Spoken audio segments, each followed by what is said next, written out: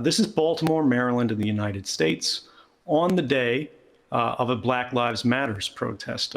This is a minority protest movement against police brutality.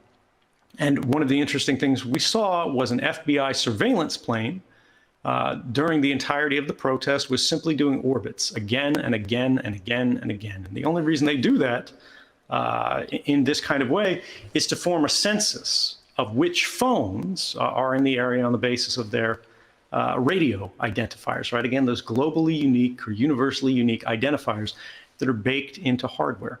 And so I want you guys to constantly be thinking about where can we strip these identities out? Because now it's not on planes, right?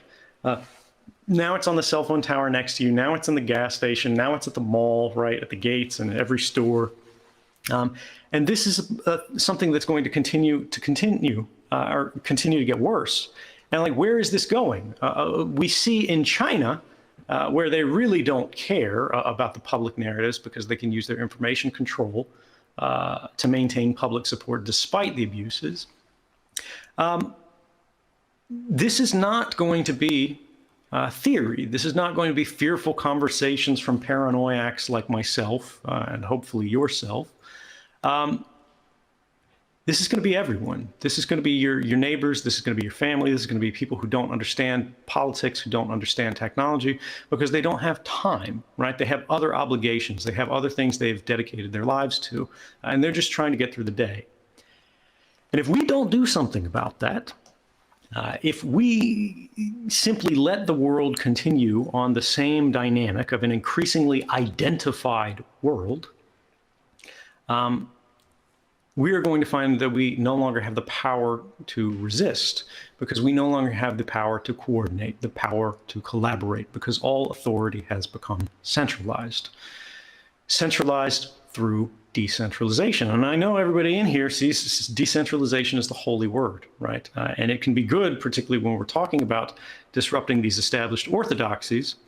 But what they are doing in centralizing authority through decentralizing it is they're actually just spreading what used to be quasi or fully governmental authorities to deputies, right, that work very closely with government. When you think about Facebook, you think, centralized repository, and you're absolutely right. When you think about Google and Facebook, now you're talking two central authorities. When you talk about Google and Facebook and Apple, now you're talking about three centralized authorities. And I know we've got Richard Stallman here, and he's been at this a lot longer than I have. And, we should all be grateful for that kind of work where they're trying to make people understand the risks of having unquestionable authorities that control your operating system, that control your decisions, that control your life. When we have a dynamic where you have great power spread very unequally around a few deputies, and these can be deputy companies, these can be deputy governments, what we ultimately find ourselves in is a world where we're living in the midst of a net.